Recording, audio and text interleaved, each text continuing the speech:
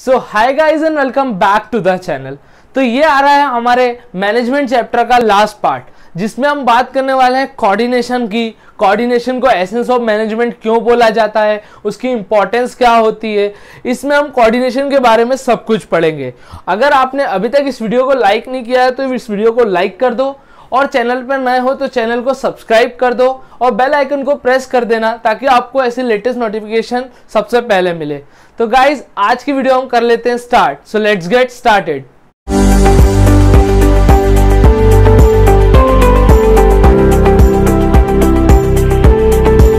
Coordination. अब हम बात करने वाले हैं कोऑर्डिनेशन की, जो इस चैप्टर का लास्ट टॉपिक है। ये लास्ट वीडियो इस चैप्टर की, इसके बाद हम बात करेंगे नेक्स्ट चैप्टर की।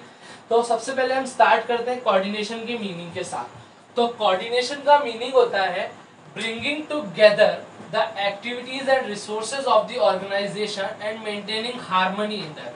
कोऑर्डिनेशन का काम क्या रहता है, जो भी इंडिविजुअल के एफर्ट हैं उनको इंटीग्रेट कर देना ग्रुप एफर्ट में, या उनको एक साथ लाना।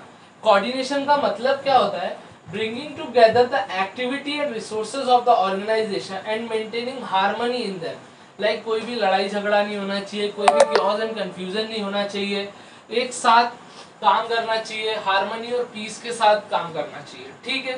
कोऑर्डिनेशन का एक्चुअल मीनिंग क्या होता है, तालमेल। कोई भी काम आप अगर तालमेल से करते हो तो उसमें रिसोर्सेज का वेस्टेज नहीं होता है, प्लस आपके बीच में हार्मनी रहती है। अब हम पढ़ते हैं इस चैप्टर का सबसे मोस्ट इंपॉर्टेंट टॉपिक, और ये क्वेश्चन जरूर आता है, एक ना एक एग्जाम आप स्कूल में दोगे उसमें ये पूछा ही जाएगा, why coordination is considered as essence of management. Coordination को एसेंस ऑफ मैनेजमेंट क्यों बोला जाता है। तो यहाँ मैं आपको 3 रीजंस दूंगा, जिनके थ्रू हम प्रूव कर देंगे कि कोऑर्डिनेशन को एसेंस ऑफ मैनेजमेंट क्यों किया जाता है या क्यों कहा जाता है। ठीक है। तो पहले हम बात कर लेते हैं, it needed to perform all the functions of management. अब पहले बताओ फंक्शंस ऑफ मैनेजमेंट क्या होते हैं। Planning, organising, staffing, directing and controlling, जिसकी मैंने शॉर्ट ट्रिक बताई थी पोस्ट डीसी। ठीक है। Planning, organising, staffing, directing and controlling. अब एक बात मुझे बताओ, ये जितने भी फंक्शंस ऑफ मैनेजमेंट है ये एक साथ चलते हैं।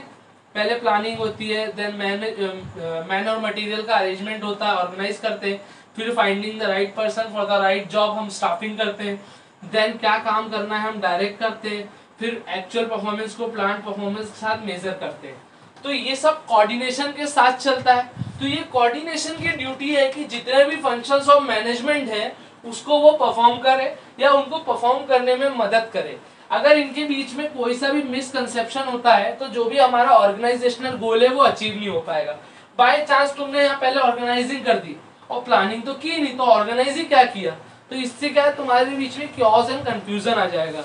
इसलिए जो कोऑर्डिनेशन है वो नीड करता है कि सारे परफॉर्मेंस या जो भी फॉर्म है फंक्शंस ऑफ मैनेजमेंट को परफॉर्म करता है। अब बात कर लेते हैं, it is required at every level. अब सर एवरी लेवल हमने पढ़ा था, लेवल्स ऑफ मैनेजमेंट कितने टाइप के लेवल होते हैं कमेंट में बताना। यहाँ मैं बता रहा हूँ पर आप कमेंट में जरूर बताना। 3 टाइप के लेवल होते हैं, that is top level, middle level and lower level. Lower level का दूसरा नाम क्या है, ऑपरेशनल लेवल, और एक और नाम क्या है, सुपरवाइजरी लेवल।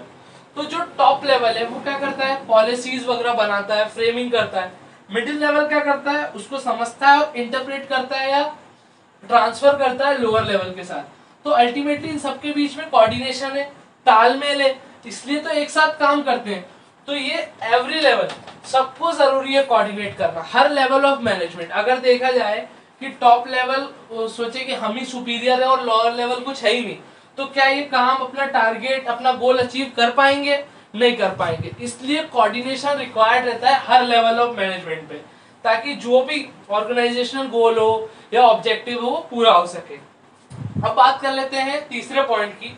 ये सबसे इंपॉर्टेंट फंक्शन होता है एक तरीके से अगर बोला जाए कि after planning, organising, staffing, directing and controlling, what is the most important function of management, तो कोऑर्डिनेशन।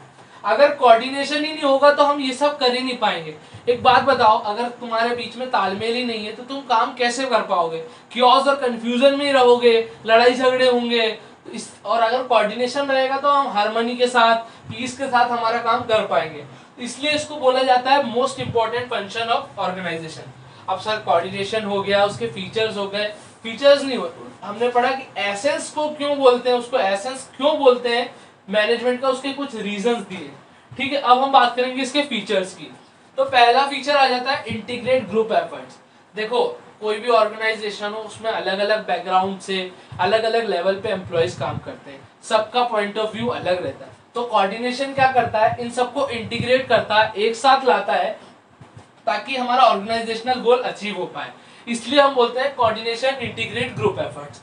अगला आता है कंटिन्यूअस प्रोसेस। देखो जैसे ये फंक्शंस ऑफ मैनेजमेंट है कंटिन्यूअस है, ये जो मैनेजमेंट है वो एक नेवर एंडिंग प्रोसेस है, वैसे ही कंटिन्यूअस प्रोसेस है हमारा कोऑर्डिनेशन। मान लो कोऑर्डिनेशन कभी खत्म होता है क्या? इवन नॉन प्रॉफिट मेकिंग हो प्रॉफिट मेकिंग हो, घर पे भी अगर देखा जाए तो तालमेल रहता है। अब मान लो एग्जांपल अगर हम कुकिंग का ही ले लें तो कोऑर्डिनेट करना पड़ता है कि किस मेंबर को क्या खाना है, उसके साथ ही हम कोऑर्डिनेट करते हुए चलते हैं, इसलिए ये कंटिन्यूअस प्रोसेस है। ठीक है, अब ये तालमेल वाली बात परवेसिव में आएगी, मैंने क्या एक्साइटमेंट में कुछ ज्यादा ही जल्दी बता दिया। ठीक है, तो कंटिन्यूअस है, एक नेवर एंडिंग प्रोसेस है। अब हम बात कर लेते हैं परवेसिव। जैसे कि हमारा मैनेजमेंट एक यूनिवर्सली फिनोमिना है, वैसे ही हमारा कोऑर्डिनेशन भी परवेसिव है। कोई भी ऑर्गेनाइजेशन हो आइदर प्रॉफिट और नॉन प्रॉफिट मेकिंग, वहां पे परवेसिव कोऑर्डिनेशन जरूरी है। ठीक है, अब हम बात कर लेते हैं coordination is an deliberate function. अब सर ये नया वर्ड आया है डेलिब्रेट। डेलिब्रेट का मीनिंग होता है जानबूझकर। देखो कोई भी मैनेजर है, कोई भी ऑर्गेनाइजेशन है, वो जानबूझकर कोऑर्डिनेट करते हैं। अगर कोऑर्डिनेशन ही नहीं करेंगे तो हमारा ऑर्गेनाइजेशनल ऑब्जेक्टिव पूरा ही नहीं होगा। दैट्स व्हाई इसको बोलते हैं हम डेलिब्रेट फंक्शन। ठीक है, it is the responsibility of every manager. मैंने क्या बोला, कोई भी मैनेजर हो उसकी ही जवाबदारी है कि वो कोऑर्डिनेशन को रखे या कोऑर्डिनेशन को फॉलो करे या कोऑर्डिनेशन अपने एम्प्लॉइज के बीच बना के रखे, तभी तो उनका ऑर्गेनाइजेशनल ऑब्जेक्टिव पूरा होगा। और अल्टीमेटली अगर उनका ऑर्गेनाइजेशनल ऑब्जेक्टिव पूरा होता है तो उनका पर्सनल ऑब्जेक्टिव भी पूरा हो जाएगा। अब हम बात कर लेते हैं इंपॉर्टेंस ऑफ मैनेजमेंट की, सॉरी इंपॉर्टेंस ऑफ कोऑर्डिनेशन की। तो ये चैप्टर हमारा एंड हो जाएगा। पहला पॉइंट आता है ग्रोथ इन साइज। देखो जैसे जैसे ऑर्गेनाइजेशन का ग्रोथ बढ़ता है, जैसे जैसे ऑर्गेनाइजेशन बड़ी होती है, वैसे हमारे जो कोऑर्डिनेशन की नीड भी बढ़ते जाती है।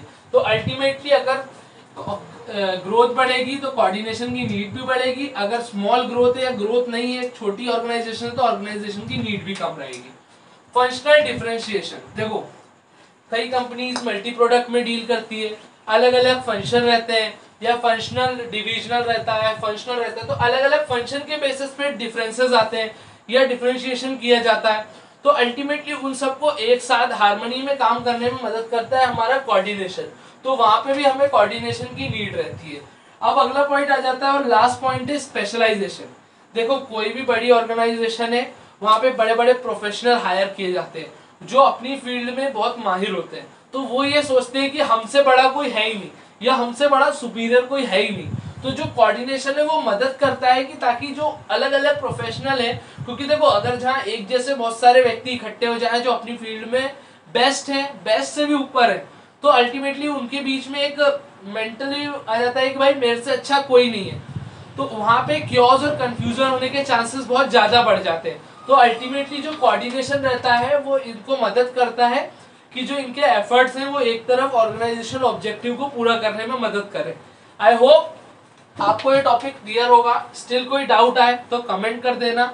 और अभी तक हमें इंस्टाग्राम पे फॉलो नहीं किया तो इंस्टाग्राम पे फॉलो कर लो, वहां पे मैं बहुत सारी चीजें डिस्कस करता रहता हूँ। और अगर टेलीग्राम चैनल अपडेट्स के लिए ज्वाइन नहीं किया या नोट्स के लिए ज्वाइन नहीं किया तो अभी ज्वाइन कर लो, सबकी लिंक डिस्क्रिप्शन में है। Till then guys keep working hard and make your parents proud. Thanks a lot.